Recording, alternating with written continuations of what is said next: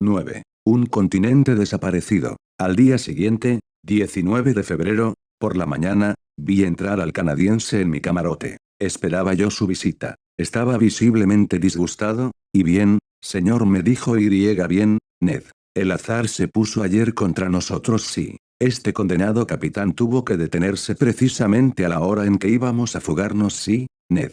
Estuvo tratando un negocio con su banquero o más bien su casa de banca. Quiero decir que su banquero es este océano que guarda sus riquezas con más seguridad que las cajas de un estado. Relaté entonces al canadiense los hechos de la víspera, y lo hice con la secreta esperanza de disuadirle de su idea de abandonar al capitán. Pero mi relato no tuvo otro resultado que el de llevarle a lamentar enérgicamente no haber podido hacer por su cuenta un paseo por el campo de batalla de Vigo. En fin, suspiró. No todo está perdido. No es más que un golpe de arpón en el vacío. Lo lograremos en otra ocasión, tal vez esta misma noche si es posible. ¿Cuál es la dirección del Nautilus?, le pregunté. Lo ignoro, respondió Ned. Bien, a mediodía lo sabremos. El canadiense volvió junto a Conseil. Por mi parte, una vez vestido, fui al salón. El compás no era muy tranquilizador. El Nautilus navegaba con rumbo sur-sudoeste. Nos alejábamos de Europa. Esperé con impaciencia que se registrara la posición en la carta de marear.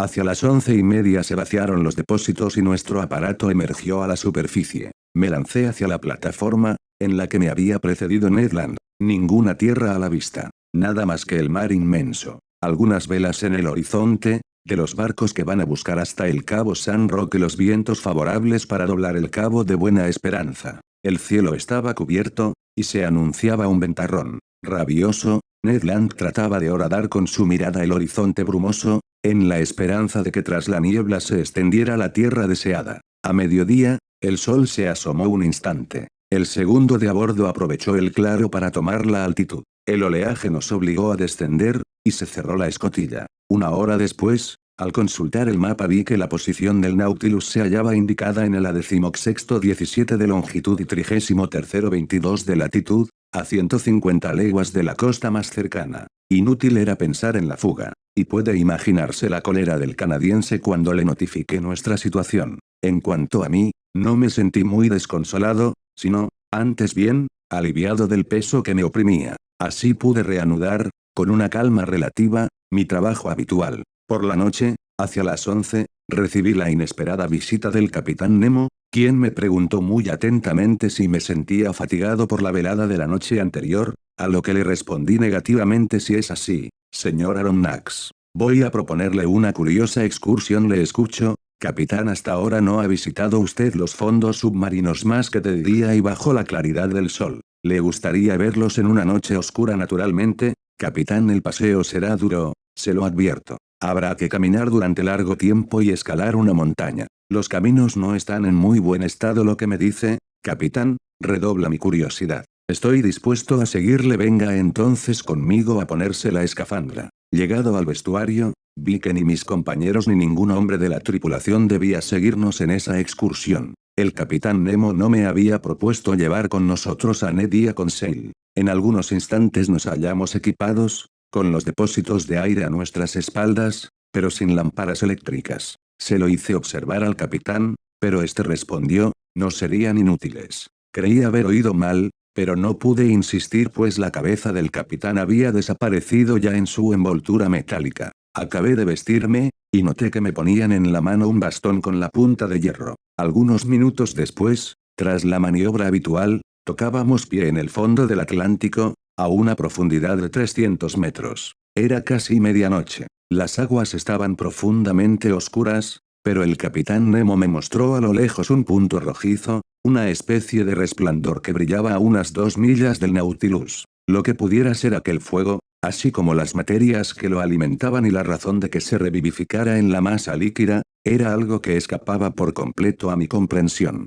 En todo caso, nos iluminaba, vagamente, es cierto, pero pronto me acostumbré a esas particulares tinieblas, y comprendí entonces la inutilidad en esas circunstancias de los aparatos Runcorf. El capitán Nemo y yo marchábamos uno junto al otro, directamente hacia el fuego señalado. El fondo ya no ascendía insensiblemente. Íbamos a largas zancadas, ayudándonos con los bastones, pero nuestra marcha era lenta, pues se nos hundían con frecuencia los pies en el fango entre algas y piedras lisas. Oía, mientras avanzaba, una especie de crepitación por encima de mi cabeza, que redoblaba a veces de intensidad y producía como un continuo chapoteo. No tardé en comprender que era el efecto de la lluvia que caía violentamente sobre la superficie. Instintivamente me vino la idea de que iba a mojarme. Por el agua, en medio del agua. No pude impedirme reír ante una idea tan barroca. Pero es que hay que decir que bajo el pesado ropaje y la escafandra no se siente el líquido elemento y uno se cree en medio de una atmósfera un poco más densa que la terrestre. Tras media hora de marcha, el suelo se hizo rocoso. Las medusas, los crustáceos microscópicos, las pennátulas lo iluminaban ligeramente con sus fosforescencias. Entreví montones de piedras que cubrían misiones de zoófitos y matorrales de algas. Los pies resbalaban a menudo sobre el viscoso tapiz de algas y, sin mi bastón con punta de hierro, más de una vez me hubiera caído. Cuando me volvía, veía el blanquecino fanal del Nautilus que comenzaba a palidecer en la lejanía. Las aglomeraciones de piedras de que acabo de hablar estaban dispuestas en el fondo oceánico según una cierta regularidad que no podía explicarme. Veía surcos gigantescos que se perdían en la lejana oscuridad y cuya longitud escapaba a toda evaluación. Habría otras particularidades de difícil interpretación. Me parecía que mis pesadas suelas de plomo iban aplastando un lecho de osamentas que producían secos chasquidos. ¿Qué era esa vasta llanura que íbamos recorriendo? Hubiera querido interrogar al capitán, pero su lenguaje de gestos que le permitía comunicarse con sus compañeros durante sus excursiones submarinas, me era todavía incomprensible. La rojiza claridad que nos guiaba iba aumentando e inflamaba el horizonte. Me intrigaba poderosamente la presencia de ese foco bajo las aguas. ¿Eran efluvios eléctricos lo que allí se manifestaba? ¿Me hallaba acaso ante un fenómeno natural aún desconocido para los sabios de la Tierra? O tal vez pues reconozco que la idea atravesó mi cerebro se debía a aquella inflamación a la mano del hombre. ¿Era esta la que atizaba el incendio? ¿Acaso iba a encontrar, bajo esas capas profundas, a compañeros, amigos del Capitán Nemo, protagonistas como el de esa extraña existencia, a los que éste iba a visitar? ¿Hallaría yo allí una colonia de exiliados que, cansados de las miserias de la Tierra, habían buscado y hallado la independencia en lo más profundo del océano? Todas estas locas ideas, estas inadmisibles figuraciones, me asaltaban en tropel, y en esa disposición de ánimo, sobreexcitado sin cesar por la serie de maravillas que pasaban ante mis ojos, no hubiera encontrado sorprendente la existencia de una de esas ciudades submarinas que soñaba el Capitán Nemo. Nuestro camino estaba cada vez más iluminado. El blanquecino resplandor irradiaba de la cima de una montaña de unos 800 pies de altura. Pero lo que yo veía no era una simple reverberación desarrollada por las aguas cristalinas. El foco de esa inexplicable claridad se hallaba en la vertiente opuesta de la montaña. En medio de los dédalos de piedras que surcaban el fondo del Atlántico, el Capitán Nemo avanzaba sin vacilación. Conocía la oscura ruta. No cabía duda de que la había recorrido a menudo y que no temía perderse. Yo le seguía con una confianza inquebrantable. Me parecía ser uno de los genios del mar, y al verlo andar ante mí, admiraba su alta estatura que se recortaba en negro sobre el fondo luminoso del horizonte. Era ya la 1 de la madrugada. Habíamos llegado a las primeras rampas de la montaña, pero para abordarlas había que aventurarse por los difíciles senderos de una vasta espesura. Sí, una espesura de árboles muertos, sin hojas, sin savia, árboles mineralizados por la acción del agua y de entre los que sobresalían aquí y allá algunos pinos gigantescos. Era como una hullera aún en pie, manteniéndose por sus raíces sobre el suelo hundido, y cuyos ramajes se dibujaban netamente sobre el techo de las aguas, a la manera de esas figuras recortadas en cartulina negra. Imagínese un bosque de Larz, agarrado a los flancos de una montaña, pero un bosque sumergido. Los senderos estaban llenos de algas y de fucos, entre los que pululaba un mundo de crustáceos. Yo iba escalando las rocas, saltando por encima de los troncos abatidos, rompiendo las lianas marinas que se balanceaban de un árbol a otro, y espantando a los peces que volaban de rama en rama. Excitado, no sentía la fatiga, y seguía a mi guía incansable. ¡Qué espectáculo tan indescriptible! Como decir el aspecto de esos árboles y de esas rocas en ese medio líquido, el de sus fondos tenebrosos y el de sus cimas coloreadas de tonos rojizos bajo la claridad que difundía la potencia reverberante de las aguas. Escalábamos rocas que se venían enseguida abajo con el sordo fragor de una luz. A derecha e izquierda se abrían tenebrosas galerías por las que se perdía la mirada. De vez en cuando se abrían vastos calderos que parecían practicados por la mano del hombre, y yo me preguntaba a veces si no iba a aparecerse de repente algún habitante de esas regiones submarinas. El capitán Nemo continuaba ascendiendo y yo le seguía audazmente, no queriendo quedarme rezagado. Mi bastón me prestaba un útil concurso, pues un solo paso en falso hubiese sido tremendamente peligroso en aquellos estrechos pasos tallados en los flancos de los abismos. Marchaba yo con pie firme, sin sentir la embriaguez del vértigo. Unas veces saltaba una grieta cuya profundidad me hubiese hecho retroceder en medio de los glaciares de la Tierra, y otras me aventuraba sobre el tronco vacilante de los árboles tendidos como puentes sobre los abismos, sin mirar bajo mis pies, por no tener ojos más que para admirar los lugares salvajes de la región. Algunas rocas monumentales, inclinadas sobre sus bases irregularmente recortadas, parecían desafiar las leyes del equilibrio. Entre sus rodillas de piedra, crecían árboles como surtidores sometidos a una formidable presión, que sostenían a los que les soportaban a su vez. Torres naturales, amplios cortes tallados a pico, como cortinas, se inclinaban bajo un ángulo que las leyes de la gravitación no habrían autorizado en la superficie de las regiones terrestres. Yo mismo no sentía esa diferencia debida a la poderosa densidad del agua, cuando, pese a mis pesados ropajes, mi esfera de cobre y mis suelas metálicas, me elevaba sobre pendientes de una elevación impracticable, que iba franqueando, por así decirlo, con la ligereza de una gamuza. Bien sé que no podré ser verosímil con este relato de excursión bajo el agua. Yo soy el historiador de las cosas de apariencia imposible, que sin embargo son reales, incontestables. No he soñado, he visto y sentido. A las 2 horas de nuestra partida del Nautilus habíamos atravesado la línea de árboles,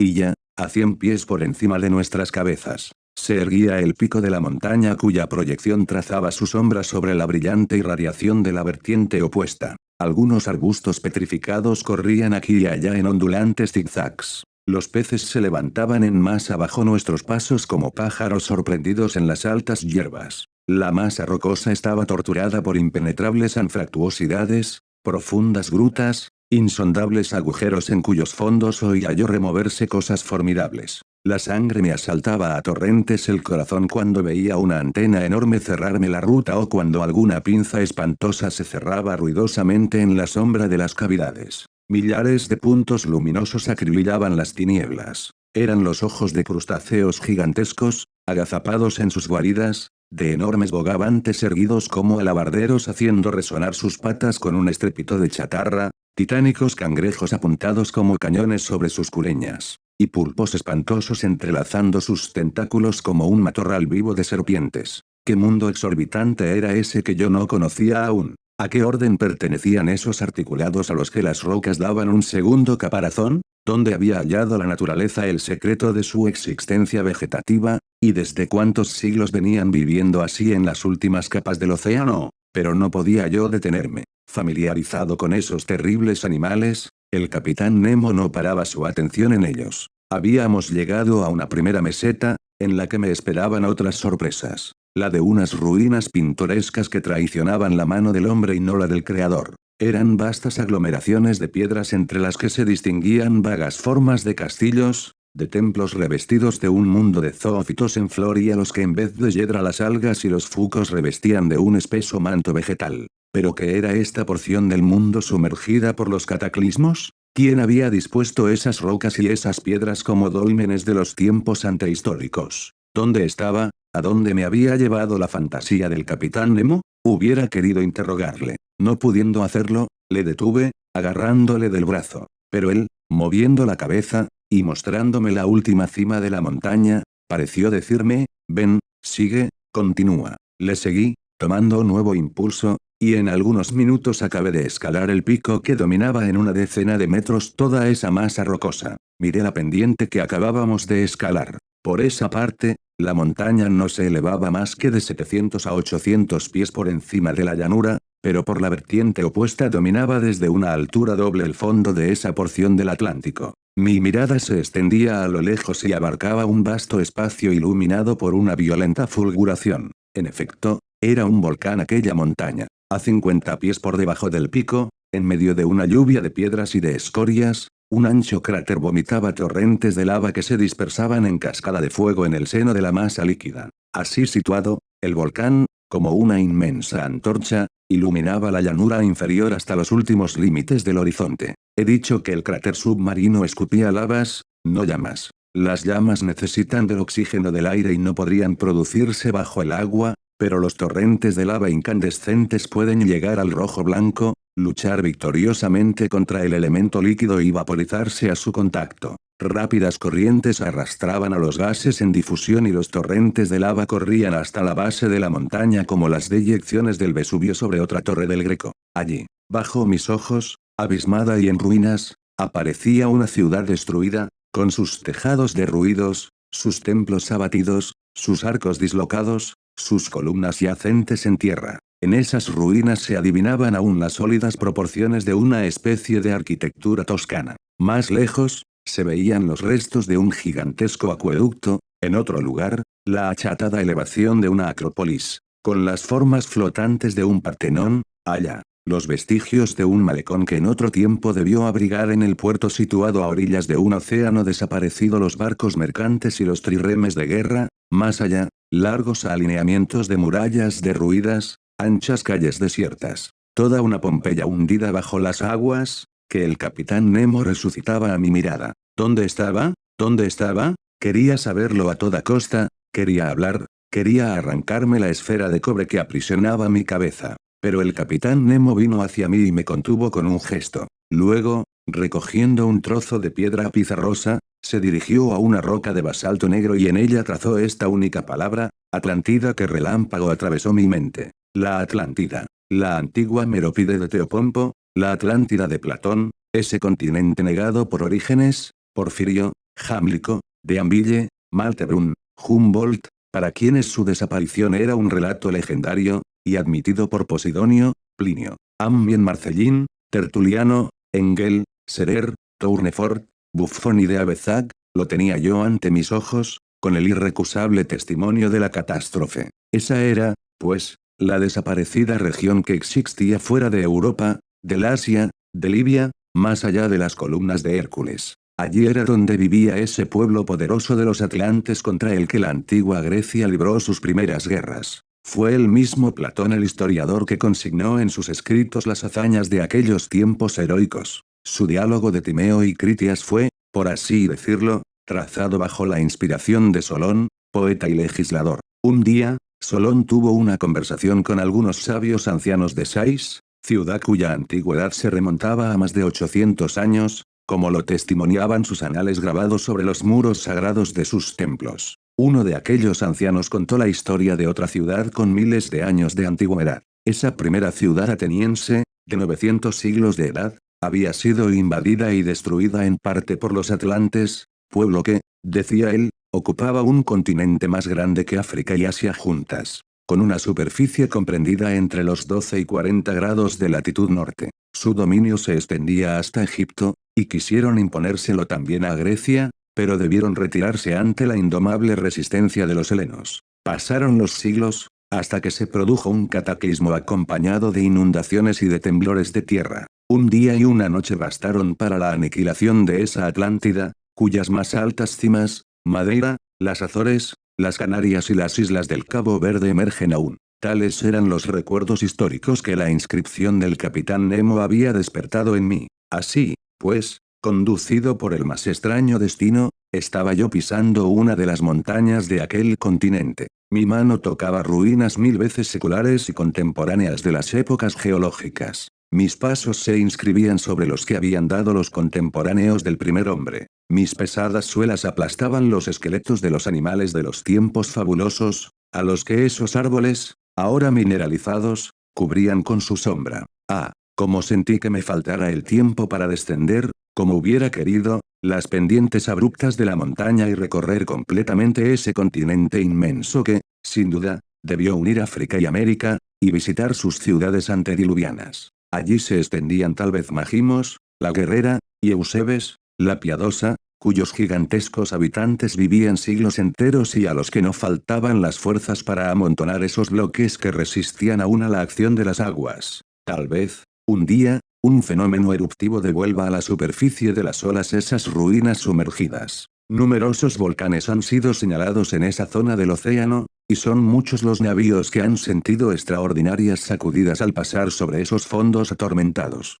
Unos han oído sordos ruidos que anunciaban la lucha profunda de los elementos y otros han recogido cenizas volcánicas proyectadas fuera del mar. Todo ese suelo, hasta el Ecuador, está aún trabajado por las fuerzas plutónicas. Y quién sabe si, en una época lejana, no aparecerán en la superficie del Atlántico cimas de montañas ignívomas formadas por las deyecciones volcánicas y por capas sucesivas de lava. Mientras así soñaba yo, a la vez que trataba de fijar en mi memoria todos los detalles del grandioso paisaje, el capitán Nemo, acodado en una estela musgosa, permanecía inmóvil y como petrificado en un éxtasis mudo. Pensaba acaso en aquellas generaciones desaparecidas y las interrogaba sobre el misterio del destino humano. Era ese el lugar al que ese hombre extraño acudía a sumergirse en los recuerdos de la historia y a revivir la vida antigua, el que rechazaba la vida moderna. ¿Qué no hubiera dado yo por conocer sus pensamientos, por compartirlos, por comprenderlos? Permanecimos allí durante una hora entera,